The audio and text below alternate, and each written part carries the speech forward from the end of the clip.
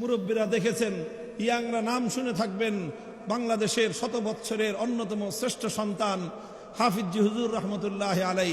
আজ থেকে প্রায় 40 বছর হয়ে গেছে হুজুরের ইন্তেকাল। 1987 সালে হুজুর ইন্তেকাল করেছেন। হাফিজি হুজুর 1981 সালে রাজনীতিতে অংশগ্রহণ করেছিলেন। ওনার বয়স তখন প্রায় 90 বছর। কত সালে শহীদ প্রেসিডেন্ট জিয়াউর রহমান সাহেব যখন মারা গেলেন, তার ইন্তেকালের পরে হাফিজি হুজুর রহমতুল্লাহ আলাই বললেন যে আমি নির্বাচন করব। হাফিজি হুজুর নির্বাচন করার আগে বিএনপি, আওয়ামী লীগ সহ সকল বড় বড় রাজনৈতিক দলগুলোর নেতৃবৃন্দের কাছে চিঠি লিখছেন। কি লিখছেন? আরে বলেন, কি লিখছেন? চিঠি লিখছেন। চিঠিতে হুজুর লিখেছিলেন যে আপনারা বিশেষ করে তখন তো সব মহিলা বলছেন যে তোমরা আমাদের মায়ের মতো, আমার মেয়ের মতো তোমরা। আমি তোমাদেরকে বলি, তোমরা যেহেতু মুসলমানের সন্তান, তোমরা একটা ঘোষণা দাও, একটা কাজ করো যে এই দেশে আল্লাহর আইনের বিরুদ্ধে যে আইনগুলি আছে সেগুলো বাতিল করে দাও, আর আল্লাহর আইনের সাথে সঙ্গতি রেখে প্রত্যেকটা আইন করো। এটা আল্লাহর দ্বীনের আলেম হিসেবে, জাতির অভিভাবক হিসেবে সমস্ত আলেম সমাজের পক্ষ থেকে আমি তোমাদেরকে এই দাওয়াত দিচ্ছি। এই দাওয়াত তোমরা কবুল করো। তোমাদের রাষ্ট্র এবং সরকার পরিচালনায় যত সহযোগিতা লাগে আমরা করব। কিন্তু হুজুরের এই দাওয়াত কেউ গ্রহণ করে নাই। যখন কেউ গ্রহণ করে নাই, তখন হাফিজি হুজুর রহমতুল্লাহ আলাই 1981 সালে তিনি বললেন যে আমি তাহলে ইলেকশন করব। কেন ইলেকশন করবেন হুজুর? আপনার এত বয়স হয়ে গেছে, 90 বছর হুজুর তখন বয়স প্রায়। এই বয়সে কি আপনার রাষ্ট্রপতি হওয়ার খায়েশ জাগছে? এই বয়সে আপনার রাজনীতি করার খায়েশ হলো?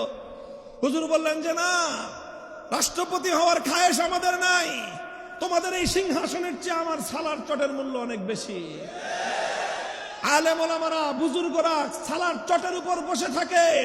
দুনিয়ার বড় বড় ক্ষমতাসীন মানুষরা তাদের পায়ের সামনে এসে হাঁটু গেড়ে বসে থাকে। আল্লাহ সম্মান তাদেরকে কম দেন নাই, প্রভাব প্রতিপত্তিও তাদের কম দেন নাই। আমরা ক্ষমতার খায়েশ নিয়ে আমি রাজনীতিতে আসি নাই। হাফিজি হুজুর বলতেন যে আমি রাজনীতিতে এসেছি শুধু একটা জিনিসের জন্য, কিয়ামতের দিন আমি আল্লাহর কাছে যেন জবাব দিতে পারি যে মুহাম্মদুল্লাহ তুমি কি করেছিলা।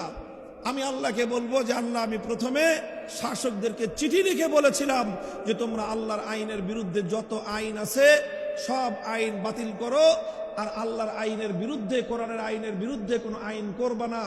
এই একটা প্রতিশ্রুতি দাও, তাহলে আমরা তোমাদেরকে সহযোগিতা করব। কিন্তু কেউ আমাদের এই কথা রাখে নাই। যখন এই কথা রাখে নাই, তখন আল্লাহ যদি আমাকে প্রশ্ন করে এরপরে তুমি কি করছো, তুমি কি জনগণের কাছে এই কথাটা বলছো? জনগণকে বলতা যে হে জনগণ, হে আমার দেশের মানুষ, হে আমার দেশের জনসাধারণ, আপনারা যদি চান যে আমরা আল্লাহর জমিনে আল্লাহর বিধান বাস্তবায়ন করি, আপনারা আমাদেরকে সমর্থন দেন। আমরা আপনাদের সমর্থন নিয়ে আমাদের ব্যক্তিগত এজেন্ডা বাস্তবায়ন করব না, দলীয় এজেন্ডা বাস্তবায়ন করব না।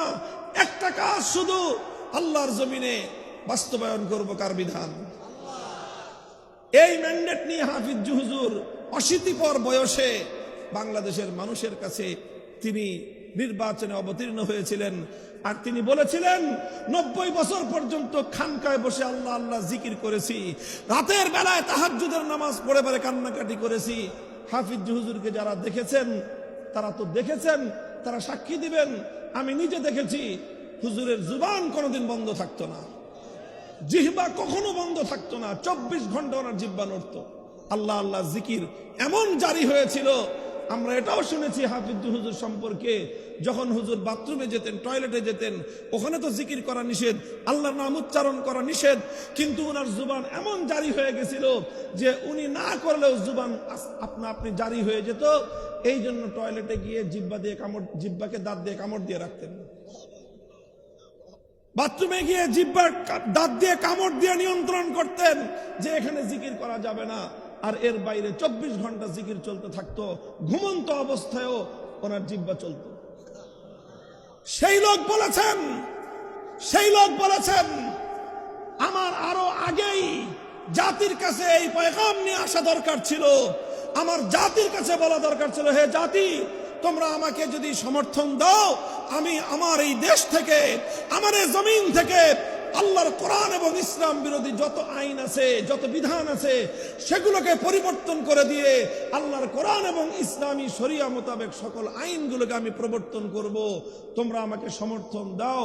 এই পয়গাম আমার জাতির কাছে আরো আগেই নিয়ে আসা দরকার ছিল, আমি নিয়ে আসি নাই, এটা আমার ভুল হয়ে গেছে। এই জন্য আমি আমার সেই ভুলের তওবা করার জন্য 90 বছর বয়সে আমি জনগণের কাছে ভোট চাই। আমি বানায় কথা বলতেছি না, আমার চেয়ে বয়স্ক লোকেরা এখানে আছেন। হাফিজ হুজুরের রাজনীতির নামই ছিল তওবার রাজনীতি। কি নাম ছিল মনে আছে? হাফিজ হুজুর বলতেন আমি তওবার রাজনীতি করতে নামছি। হুজুরকে জিজ্ঞাসা করা হলো, হুজুর তওবার রাজনীতি মানে কি? এতদিন তো শুনলাম মানুষ তওবা করে মরার সময়, এতদিন শুনলাম মানুষ